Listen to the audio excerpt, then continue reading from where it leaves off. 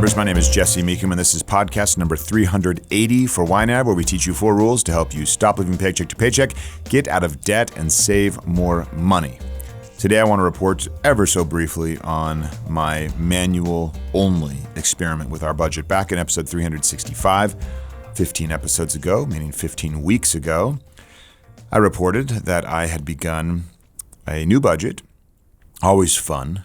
It really is, I'm not being sarcastic. And that I was not going to connect my budget at all to the banks, nor would I manually import downloaded files from the banks into YNAB, which you can do as well. It works actually quite smoothly. It's a little feature that people don't realize is there, and it's pretty awesome.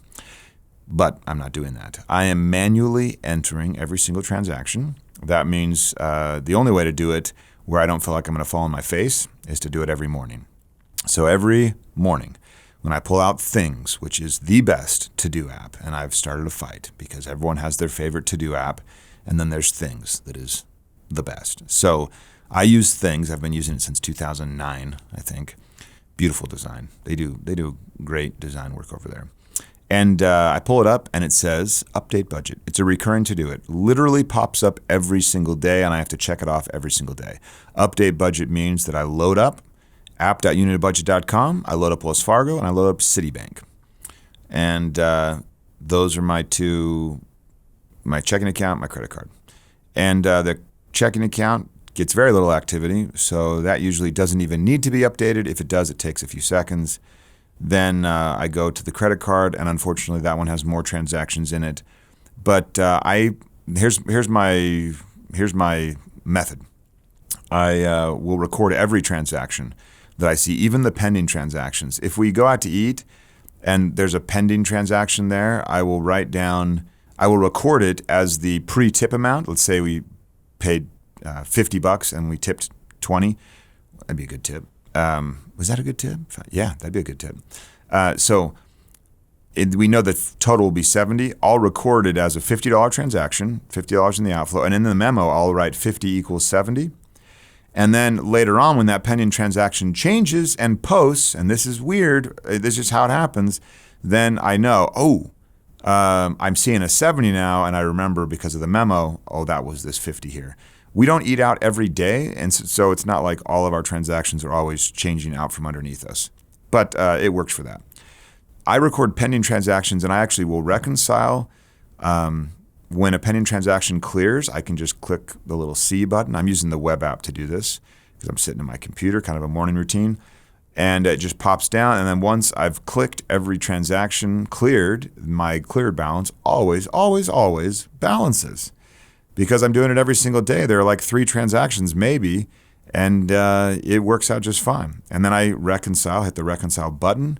I click yes, it's the same because it always is as far as the balance goes, and we're done. Then I move to any new pending transactions, and I enter those in manually if they're not already entered from the phone. Julie and I are getting better and better at using the phone for it. But if they're not, I enter it there. And then I actually check my pending total that it matches the bank's pending total. So I'm kind of doing a daily reconciliation of posted transactions and of the pending transactions.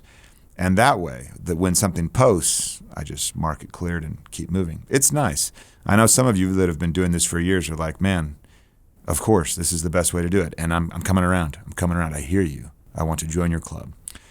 So that's one thing. The only downside I found is the pending transactions sit over the weekend. And sometimes your pending transaction list can get pretty long if you've had a lively weekend, if you get what I'm saying. So in that sense, on Monday, there's usually a little more of the heavy lifting where I have to maybe add 8 transactions or clear 8 transactions or whatever. But again, they're all there anyway. It's just a matter of marking them cleared.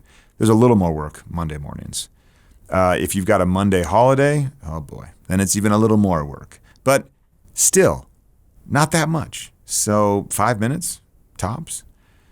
It's been awesome. I've felt way more on top of my budget, way more in control, much more just kind of, the pace has been nice for us. I feel like it's working out where I just feel good with it. I feel like we're at a measured, focused pace, and nothing's going too crazy, and I'm not worrying unnecessarily. All good things. Until next time, follow YNAB's 4 rules and you will win financially. You've never budgeted like this.